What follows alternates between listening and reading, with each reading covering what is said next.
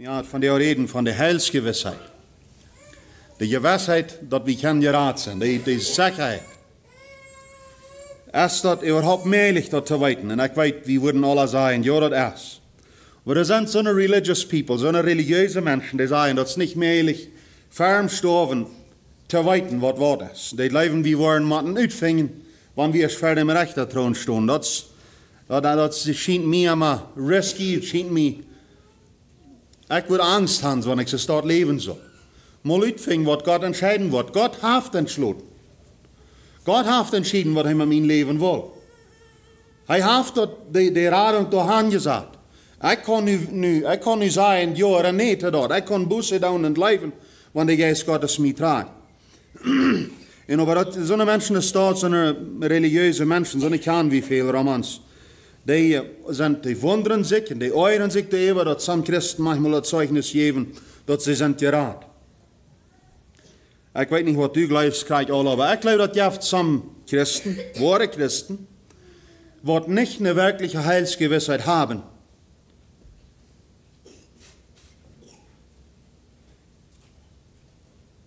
Aber ich glaube nicht, dass es dem Herrn sein Willen ist, dass es dort bleibt.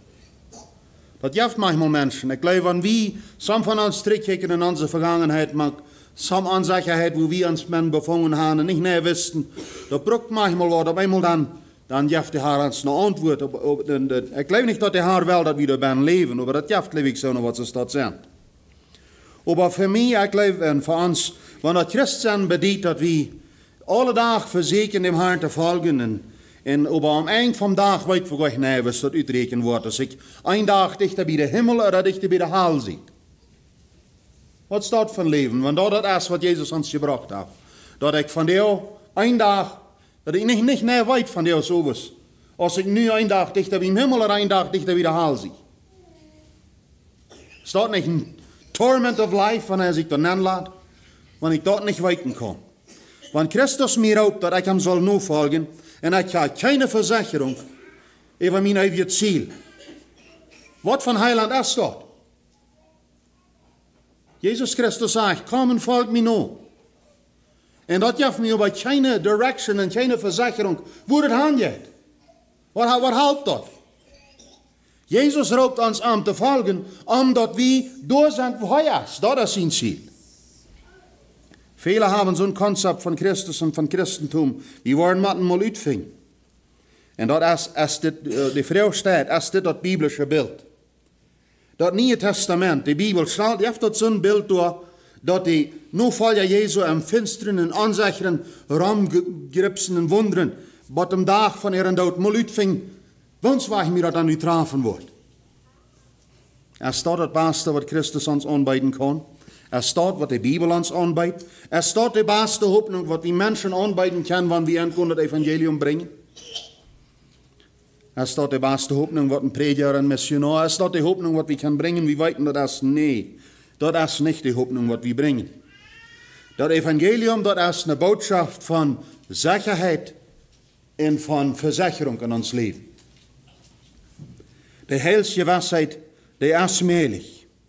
Das ist uns verrecht als Gläubiger, jeder einer von uns.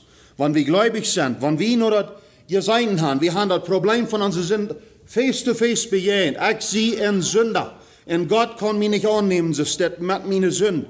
Und dann drehe ich mich ein Buße von meiner Sünde weg. Und ich drehe mich am Glauben an Jesus. Und ich nehme das an. Hast du dann, ich habe da nicht was weiten? Johannes, ein 1. Johannes. Da sind so eine Verse steht, solches habe ich euch geschrieben, die ihr glaubet an den Namen des Sohnes Gottes, auf dass ihr zweifelt, ob ihr das ewige Leben habt, und dass ihr glaubet an den Namen des Sohnes. Sagt Gott so. Solches habe ich euch geschrieben, auf dass ihr wisset. Der sagt, das ist einfach dem Johannes sein Hauptziel von geschrieben ist. Ich schrieb ihnen das an, dass ihr das weiten, dass ihr das ewige Leben habt. Mein Verlangen ist für uns und für uns alle, dass wir das mochten, scharper und klarer und fester holen, und wenn ja mal, dem die wir loten, aber waren uns kommen am Uhren an vorstellen, und Frau, strahlen uns die Frau wirklich, meist really.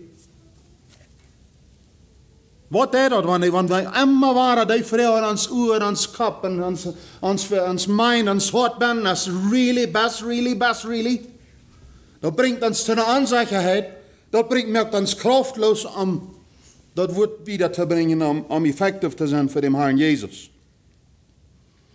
Johannes schrijft den Brief einfach met dat Ziel. Hij wil die Gläubigen dat weten laten, dat wijzen, dat zij dat weten kunnen, dat zij dat eeuwige leven hebben.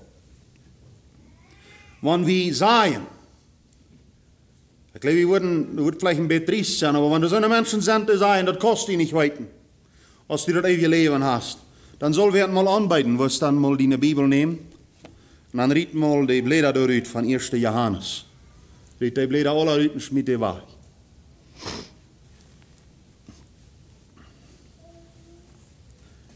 So den Anglauben haben, zu glauben, dass das nicht zu weiten geht, dass es noch an ihr gehen, den Heiligen Geist, was Johannes anleiten, der diesen Brief geschrieben. Hier ist ein Gedanke, der mir really beeindruckt. Wenn jemand sagt, dass das Hochmut ist, dass ein Christ sagt, dass er weit erst gerät, dann will ich eine Frage stellen, ist das Hochmut, wenn wir glauben, wenn wir Gott glauben? Ist das Hochmut, wenn ich num Kreuz gehe und schnee mich da und prage um Verzeihung von meinen Sünden. Und ich nehme das an, dass ich allein kann mich anmählich raten und ich brauche Jesus 100%. Es ist Hochmut, wenn ich das dort num Kreuz gehe. Es ist Hochmut, wenn ich dort an, dass das Blut Jesu Christi mich wascht und ich dann einmal die Klarheit schrie, Jesus hat mich reingemacht. Es ist Hochmut. Ich glaube, das ist wahre Demut, wenn diese Stadt kommen. Wer doch hochmutig ist, das ist der Einzige, was er glaubt. Ich sehe ein feiner Mensch. Aber der, was er taub breicht, und er seine Sünden lässt, fällt für Jesus an, und pracht um Gnade und Barmherzigkeit. Das ist der, was er Demut hat. Und das ist der, was Jesus die Versicherung geben will. Du bist mein Kind, ich habe dich von dir gerat. Christus verspricht ewiges Leben, von der aus gehen wird ja Besitz. Van alle die wat aan vertrouwen. Hör mal nur dit. Te twijfelen als du dat eeuwige leven hast, wanneer du al aan Christus blijft, dat bedeutet, dat du Jesus verantwoordelijk hältst. Ich habe hier 3 Dinge, wo wir das weten können, gewohnt sind, die Beweise davon, dass wir ewiges Leben haben. Und das erste davon ist, was ist an ons Leben passiert? Wer das ewige Leben gekregen hat, du ist something geworden an den Menschen Leben. Die Bibel sagt in 2. Korinther 4, Vers 17, wenn du jemand an Christus ist, dann ist er eine neue Kreatur. Und das alles ist vergangen, das ist alles nie geworden. Wenn du jemand nach Jesus kommt, irgendwas passiert, und das ist so bei manchmal, krijgt dat als we dat manchmal mit in Konfusion jaft, dass wir nicht näher weiten, vielleicht haben wir nicht, wir sind vielleicht nicht super gewesen, nicht schmecker, nicht höher haben, uns nicht alle wie ein Raum geschwingt, das wird dann vielleicht auch in der Welt sein, wurden dann, na, was ist dann nu wirklich geändert in mein Leben? Der Ola Zerne zwar. Ich glaube, nochmal wir uns so gloten vom Geist Gottes lehren und wiesen, aber in unseren Umständen, wo wir viele von uns abgewaschen sind, vielleicht nicht mehr sehr große Dinge besarten, so was gewasst im Leben. Aber wenn Christus nennt, kommt an uns, das gibt uns something ändert an uns Leben. Das kann nicht bloß Krieg so wiedergehen. Du hast irgendwas passiert da. Du wirst eine neue Natur angeplant an der Seil, wo du nach Jesus kommst. Die Bibel sagt, wir werden teilhaftig von der göttlichen Natur. So eine Natur ist gotthaft. Die wird an uns angeplant, wenn wir wahre geboren wurden. Und diese neue Natur, die wir dann kriegen, die hat eine andere Neigung. Eine andere, die neigt nur was das, die haben Inclination nur Gott seine Dinge, nur das Reine, nur das Rechte. Und die haben ein Wegdrehen von das Unrechte. Mein persönliches Zeugnis sagt, das ist vielleicht ein sehr klares Beispiel. Erst hat ich mich dreift noch viele Sünden. Und nachher, das Fleisch wie da, das wollte ich, aber da wie eine andere Neigung, die dreift noch nog reinheid en nog vrede met God en zo wieder, nog doorblijven. Zo, wanneer we een nieuwe natuur hebben, dan hebben we leven voor wat fris is, voor wat van God komt, en den huis voor dat wat van die wil komt. Dat kan wassen en verschillende moten en doen als wie mij erkenntnis krijgen, aber ons ganze zijn, die wordt veranderd. En ons leven, dat verandert door derg. Some tekens wat ik hier opgetekend heb, wat door in ons leven zijn, wanneer we het nieuwe leven gekregen hebben, dat is, dat eenmaal dan is door ons een verlangen, dat we willen dem Herrn dienen en we willen te aanbeden. Dat is een verlangen, God zijn woord kennen te leren. Dat is een verlangen. Dit zijn verschillende moten en groten en verschillende sterke en verschillende mensen, maar dat is een genuss, als je dat schijnt. De Bibel zegt, wer van God geboren heeft, die gleich Gemeinschaft te hebben met andere Christen. Dat is een ding wat een Christ, wanneer hij werkelijk de nieuwe natuur heeft, die gleich met andere Christen taub te zijn. Wanneer du nichts staat is in mij of in die, wanneer zo'n drief niet is, ik wil met Christen taub zijn, ik wil mij met die taub buren. Dan zit er nog vielleicht, dan zit, kunnen we zeggen, is er niet really wat. We gleichen leider wat van Jesus zingen, we gleichen, wanneer God zijn woord geleerd wordt. Dat wir vorher nicht mijn Interessen en nu is het ober. Wanneer du oprechtig sein kannst, dat dein Leben heeft een turning point gehad, dat heeft veranderd, dan kannst du dir dat sicher zijn, dat de Geist Gottes in die gewirkt heeft en du wahre geboren bist. De wahre geboorte is dat we dat nieuwe leven krijgen, dat hier weer op een begrafenis, zo ja klar. Wir hem zien, Gottes heeft, die heeft dat leven, wir dat niet heeft, die heeft dat niet. Nu, an diesem Punkt van deze nieuwe natuur, en de School of Christ, wanneer je mal durchkomt, dus de eerste series, dat is de series of the conflict. De conflict wat er is. En door schrift hij besonders van diesem Punkt van de conflict wat er is in een Christ, tussen het nieuwe leven wat ik van God gekregen heb, en dat oude wat we allemaal nog waren wel terug komt. En de Tatsache dat de conflict er is, dat er een ware streven is van de fleischliche natuur en de göttliche natuur, dat meint al zoveel dat de göttliche natuur is aan mij ben. Zo, de Bibel zegt, Galater 4, vers 17, dat Fleisch dat je last je in den Geist, en de Geist je in dat Fleisch, en die zijn zich waren onder, en dat je manchmal niet dat doen wat je doen wil. En ik geloof, dat weten velen van ons krijgt om. Ik weet, mij jankert dit is wat ik really een verlangen nog heb, en mijn mens, mijn realheid, wat ik van God gekregen heb, maar dan door die zwakke Fleisch wil je zien, en mocht de Herr ons schenken. De Bibel zegt, dat we durch dem Geist die Werke des Fleisches verstehen sollen. Dat is dat schafft. Zowel we bloß immer mehr und mehr dem Geist noch streven en zeken, en damit wordt onze oude natuur weniger en weniger te zijn in ons leven. Zo, de onderscheid wat we in ons ene leven zijn, dat is één ding, waarmee we zijn kunnen dat we het eeuwige leven hebben. Dat tweede, en dat is het zekerste. Manchmal dan hebben we niet unbedingt dat we zo zeer klar zijn kunnen, zo'n dingen in mijn leven. Maar de ganz zekerste grond voor het eeuwige leven, dat ik dat eeuwige leven heb en dat u dat hast, dat is, wanneer we ons gründen op God zijn woord. Die durch de Heilsgewisheit haben, op den sichersten grond wat het geeft, dat is het woord Gottes, want de Bibel dat zegt. Dat zeugnis wat de Bibel ons geeft, dat is een ware zeugnis. Dat is de ganze waarheid. En in Johannes 1, vers 12, den vers, den heb ik alweer al een beetje opgewassen, als hij zegt, wie viele ihn aber aufnahmen, denen gab Macht, Gottes Kinder zu werden. Denen, die an seinen Namen glauben.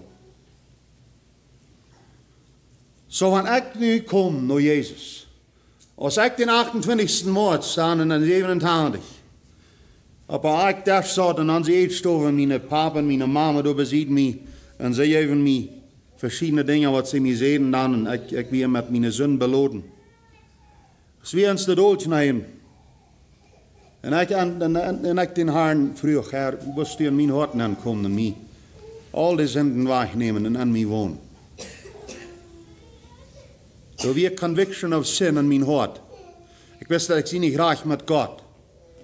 En ik dreed me in Jezus am Glauben. Ik deed boos over mijn zonde. En ik nam dat aan, dat hij dat voor mij betoeld had. Dat meint Jezus opnemen. Ik wil wel anders te doen. Ik wil wel mij weg te draaien van dat leven wat ik eerst gehad had. En dan zegt de Bibel te mij, wanneer du hem opneemt, die worden geen Gottes. Met wat wil ik God aan u eren? Met dat einfach ze dat opnemen. Dit is wat het zegt, dit is wat ik gedaan heb. En ik zie nu geen Gottes. God veranderen we dan zeggen, ik weet goed, ik kan niet zo erg veel fout. Dat is God veranderen, maar dat am Glauben aannemen. Wanneer we am Glauben aannemen, die viele die worden nog komen, dat is een klare Zeugnis van God zijn woord. Wanneer du hem aanneemt, du hast een conviction in je hart, die fehlt hat an Erlösung, du hast nicht Frieden, du raubst dem Herrn an und du nimmst, der ist bloß über deine Sinn, so dass du weißt, was immer du essen, du nimmst dort an, dass er das für dich betolt hat. Die Bibel ist klar. Dann bist du Gott sein Kind. Kann er irgendwas klarer sein als dort.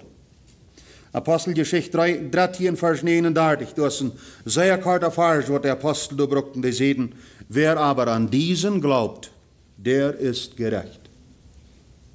Wer an Jesus glaubt, der ist gerecht. Gerecht sein, das bedeutet ganz frei erklärt von alles, was mir beschuldigen hat, von alles Schuld.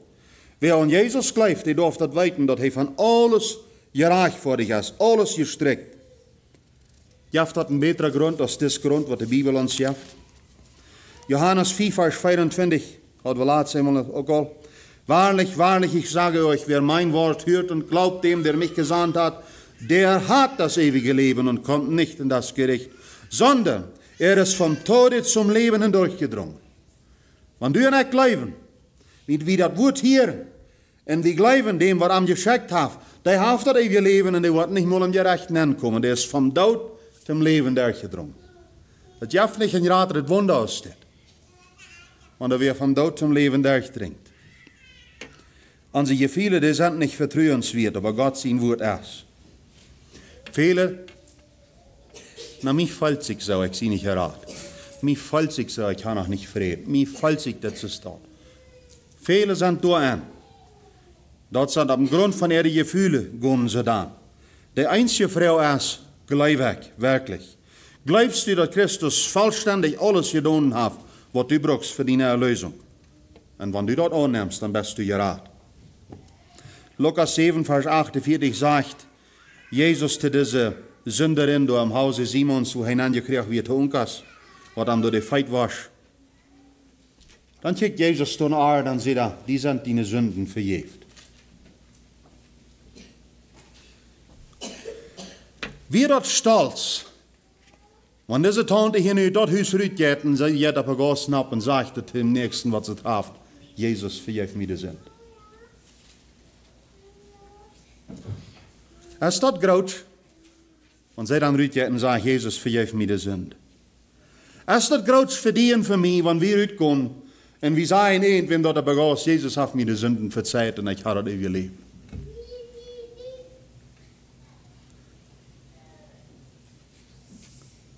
Ich glaube, es ist Hochmut, wenn wir das nicht sagen wollen. Wir haben sich viel, aber das ist Demut, wenn wir gehen und sagen, Jesus hat mir das vergeben. Was habe ich dann getan? Ich habe bloß gesündigt. Ich habe bloß gefragt, Herr, wo ist mir die Schuld stricken? Und er dat. Was habe ich für Großschritt abzuweisen, wenn mir irgendwer ein Geschenk gibt, was ich nu alle habe? Alles, was ich da mit einem Geschenk wiesen, was mir wer jaft, als ich lof dem Jansen, wer mir das gegeben hat. Und was habe ich für Credit, dass ich das habe? Epheser 1, Vers 7 sagt, an welchem wir haben die Erlösung durch sein Blut, die Vergebung der Sünde nach dem Reichtum seiner Gnade. 1. Johannes 2, Vers 2, liebe Kindlein, ich schreibe euch, denn die Sünden sind euch vergeben durch seinen Namen. Das ist das Wort Gottes, was das sagt. 1. Johannes 4, Vers 11 und 12. Und das ist das Zeugnis, dass uns Gott das ewige Leben hat gegeben und solches Leben ist in seinem Sohn.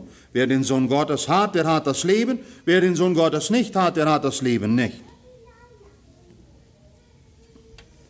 Wenn die Satan die Welt die Zweifels anflüstern, dass die Sünden nicht verjährt sind, dann go trinken dort, was Gott sagt, und bekennen dort, was Gott sagt. Die Bibel sagt, wer mich bekennt für die Menschen, die wollen auch bekennen, für meinen himmlischen Vater. Bekennen einfach das, was Gott sagt, der Condition von meiner Seite.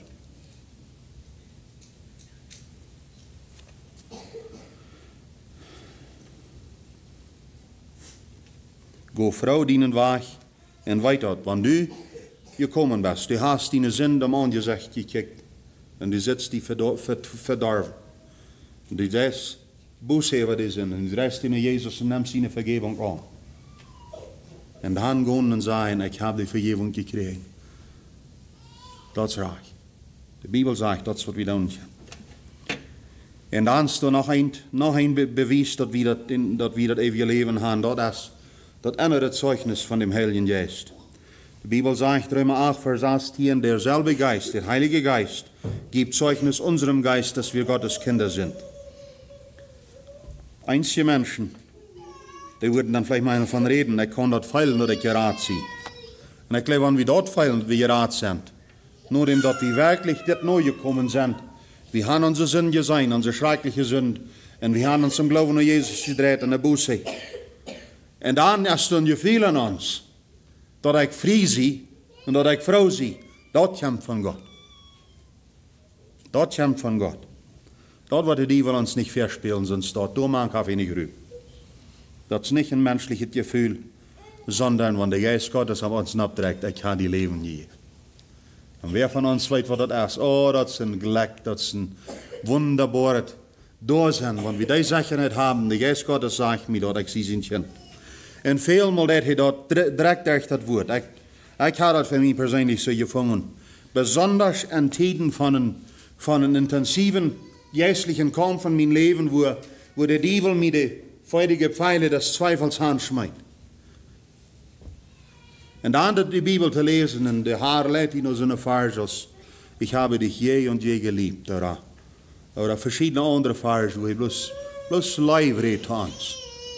Wo wir wurden, da so feilen, ich soll nicht mal mit der Patriot holen und uns schlagen.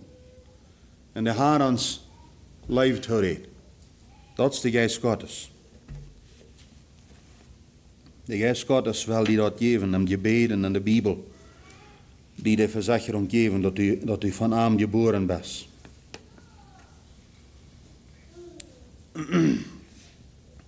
Manchmal sind da so eine, ich verken al gehört, die zweifeln mit so einem Traum. Unsicherheiten. Nein, ich weiß nicht, ich fall so und ich fall so. Wenn die Personen gehen und lesen die Bibel und beten, hielten sich mal uit vor dem himmlischen Vater und auf einmal dann stehen sie ab. Auf der Geist Gottes, der geministert. Dort allein, das ist ein Beweis, dass du Gottes bist. Wenn du dort durchbeten kannst die Sicherheit war frisch kriegen bei dem Herrn. So.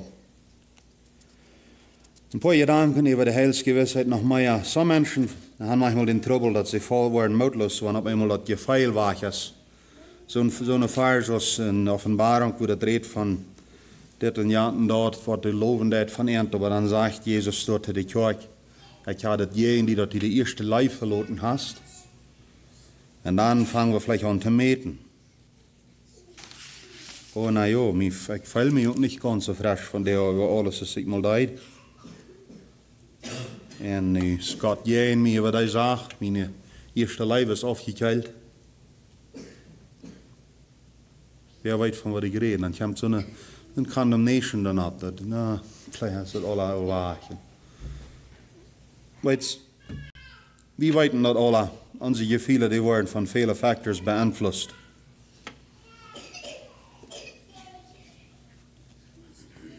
Aber das Bruder Arnold hier hat gesagt von uns Liebesverhältnis mit unseren Ehepartner. Dort gekittelt wird uns hier schon mal mehr gekittelt, wenn wir von Thuisbad dort fuhren. Dat zal ik jedes mal doen, wenn ich von Office nach Hause komme tomorrow. Und das beginnt man, lebe ich auch gleich so staat. Hier schauen wir an. Oh, dat wil. Dat drijft zo. En dat je viele, John, die kijkt niet met vrienden. Dat is goed. Die viele, die gaan met de tijd bevrijd zijn, op eenmaal dan zijn some van die momentary feelings zijn weg. Maar how about die commitment to faithfulness and to stand? Is die weg? Is die not zo vast als die mal weer?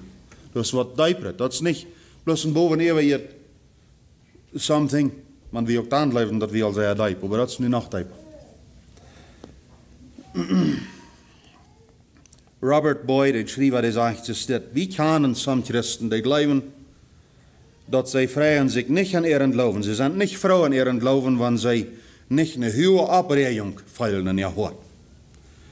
Sie glauben, dass die Gottesdienst oder die Gebetszeit, was sie haben, wenn sie nicht sei gehielt haben oder mit Thronen gebet haben oder sie hoch entzückt sind, dann haben sie nicht so reich gebeten, Gott gedenkt. Da sind so noch was das Leben, dass wenn das Wort Gottes bloß ruhig durchgebracht wird, in sie gebetsvoll Dinge durchkicken und durchsehen im Kämmerlein, dann ist es stammt in uninteressant. Diese Menschen, die sie dort leben, das macht bloß einmal alles spannend und griepend und so Jan Predigt einmal sehen, dass das uit de Teilnehmer rütblitzt. Das ist nicht einmal nötig. Lass es mal blitzen, müssen dauern, aber das ist nicht einmal nötig, dass das einmal mal so dort voll Ecstasy sind. Die Bibel, Gott hat uns das Christenleben gelebt und er sagt zu uns, dass die Gerechte, die wird durch seinen Glauben leben, nicht durch, man hat uit de Teilnehmer rütblitzt. Und so sei er voll Emotions ist. Die werden mal kommen, aber manchmal sind sie nicht da. Und das soll uns nicht besorgen, so sei er. Das Christenleben, das handelt sich nicht um bloß das spannende Geschichten lesen, wo wir ganz taub holen, sondern das handelt sich um was fastet und so was nicht zu vernichten geht. So, ich wünsche von dir, das ist mein Verlangen, und ich glaube dem Herrn sein Verlangen, ich glaube von dir, wie wir hier sind, Gott will, dass du und ich mit voller Sicherheit gehen über uns Heil. Hier diese Deren von dir uitgehen, ganz klar weiten, wo ich stehe. Wenn ich Jesus habe in mein Hart, und da sind some Dinge, die ich hier nicht bin, aber das sind bloß Dinge, was mich frisch ankommen, wo wir manchmal von geredet haben. Und das ist some evidence of life, some Beweise von Leben. Wenn du ein gesundes Kind hast, ein lebendes Kind, und du das dem, was der Müll nennt, das bleibt nicht immer da. Das fährt drauf, irgendwas eten. Den nimmt das ab. Du hast eine Response. Wenn du dem Leben anbeitst, der atmet ab. Dort meint er lebt. Der hat responden zu dort. Und dann gibt ihm dort wahre Kraft. Die ist wieder vielleicht krüß und verdrisslich. Und wisst sich meist nicht mit sich selbst. Wird vielleicht leicht da. Und dann sagt man mit ihm am Stultchen ab und gibt ihm zu eten. Und dann ist der wahre Saat und dann rennt er spielen. Der hat Response zu das Leben, was ihm angeboten wird. Und der hat was mit. Und dann gibt es Christen, die sind auch so. Die sind manchmal, die fühlen sich so unsicher in ihr Leben und wissen nicht, wo der Krieg steht. Und sie treffen dann jemanden, der gibt einen feinen Leber voll zu eten. Und dann rennen sie mutig auf. Und nun sind sie wieder okay. Nu habe ich wieder Klarheiten gekriegt. Für mich sind so eine Dinge immer auch noch bedeutsam. Wenn ein Mensch kann Mut sprechen, in den Mut jaften, die war wieder jetzt. Nu, das jaft so eine, die hat bloß immer während abgeprobt und die Hand kriegen niemals selbst Lickwort von Gott. Das ist eine Frau, aber wenn sie mal in einem Moment sind, wo ihnen das fehlt, und die hat Mut zu sprechen, die hat was beizuleiten, und die responden darauf, die richten sich wieder ab und gehen wieder. Für mich ist das auch ein Beweis, dass sie Handleben an sich, es würde nicht responden. Und da die Menschen in irgendwas eten in Müll anschieben, das halt noch. Aber ein Leben, ja, was noch, was wel, du nutzt das Wort. Und so ist das auch mit das Jährliche.